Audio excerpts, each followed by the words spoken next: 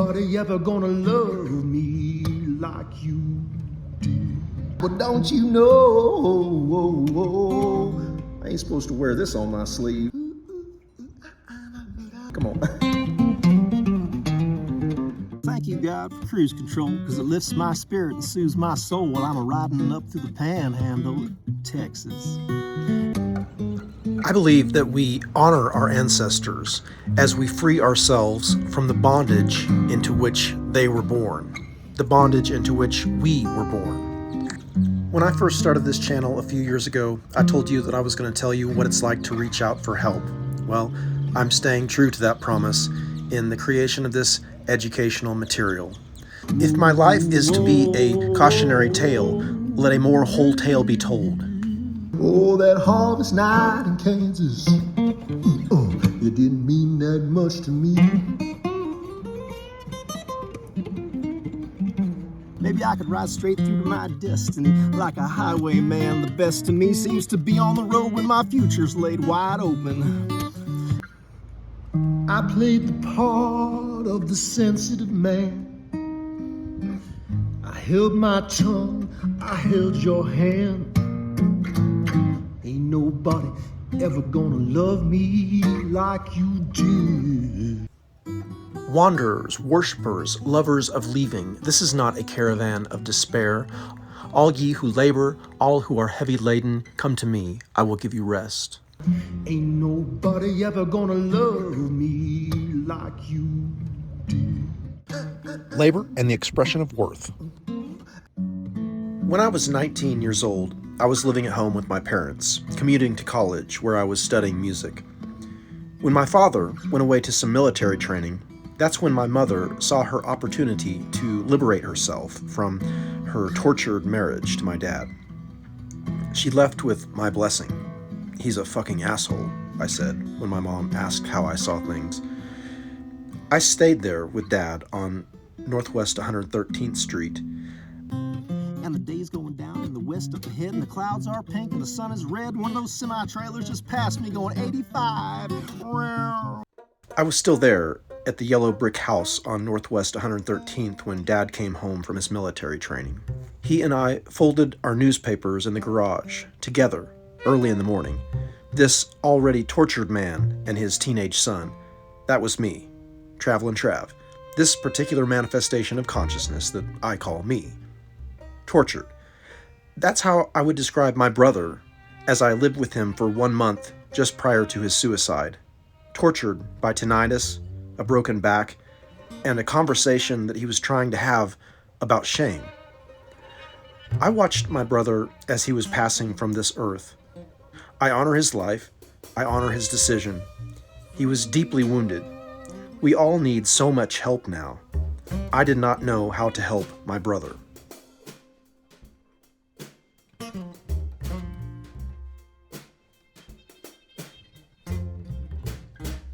My father and I were folding papers early one Sunday morning, 2:30 a.m. We had 4 Oklahoma City paper routes. We each stood in front of 3 stacks of newsprint, rolling the 3 into one and dropping it down into the orange bag that hopefully protected our delivery from the water. When the rain was falling hard, we had to bag and band. Bagging and banding on a Sunday morning, that was a big deal. My father turned toward me from his stacks. His eyes were red with anguish and loss. "You are the reason my wife left me," he said. Have you ever felt like a fool, like you're driving through the rain when your windshield wiper's busted? Like you're laying on the tracks of an oncoming train just cause the conductor could be trusted? Would God have mercy on a man like me who's trying to raise a family? I never could imagine it was ever going to be so hard.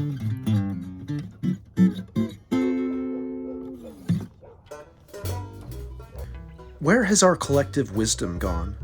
Fathers have turned on sons, and sons have turned on fathers. Where is our true heart? Why do we destroy each other like this? How do we break free from generational suffering? What is it like to make that journey? How can we help one another? Sons return to fathers over and over again, looking for love.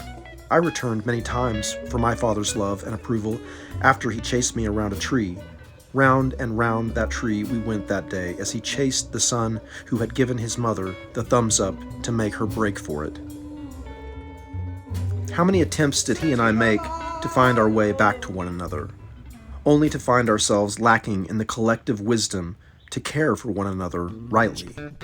Like my mother, I too, after many years, decided that I could no longer bear the annihilation, the hopeless crushing of spirit that seemed to flow through the man I called Dad. He is, to this day, the meanest and most hurtful and belittling man I've ever known, and I also have a whole bunch of good memories about him too. These lasting, sweet memories of my father are still around because of an incredible work of forgiveness that has been worked in my life. And also, my father was often brilliant and creative and outgoing and playful and really, really funny. I made many personal efforts to correct the shaming, intimidation, and belittling that my upbringing taught me. I was taught that if I wanted to feel big, that I had to make others feel small. By 9 years old, I was caught in my own self-hate. I said hurtful and hateful things to my classmates. By the time I was 12 years old, I wanted to be dead. I wondered if I would gather the courage to kill myself. In February of 2018, I went to a place called Life Healing Center in Santa Fe, New Mexico. I was 43 years old. We read Mary Oliver poems, beat drums, chanted, and sang. That's when I went for broke. I guess it had something to do with the Mary Oliver poems. I crossed that line, my manic heart, that sodden shrine, and I decided that ain't nobody ever gonna love me like you did.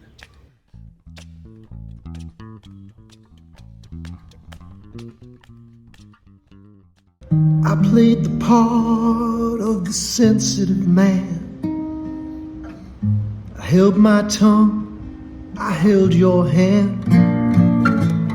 Ain't nobody ever gonna love me like you did. Since then, I have had about as many intimate relationships as it has been years since I left my first wife. I even had a second wife in that same period. More on those relationships later. It was in those relationships that I really got to see what was happening inside of me. I came to understand that some of us want to abuse and others want to be abused. I was asking for it. I wanted it somehow. Self-sabotage, some call it. Many people had tried to help me to see it, but I had to get the glimpse for myself. More about all of this in future episodes. Well, I think you got your heart crossed, fix it, everything will be alright. I'm the one that holds your cards, and you just hold me tight, but don't you? I ain't supposed to wear this on my sleeve, come on. That harvest night in Kansas, come on. Yeah, it didn't mean that much to me.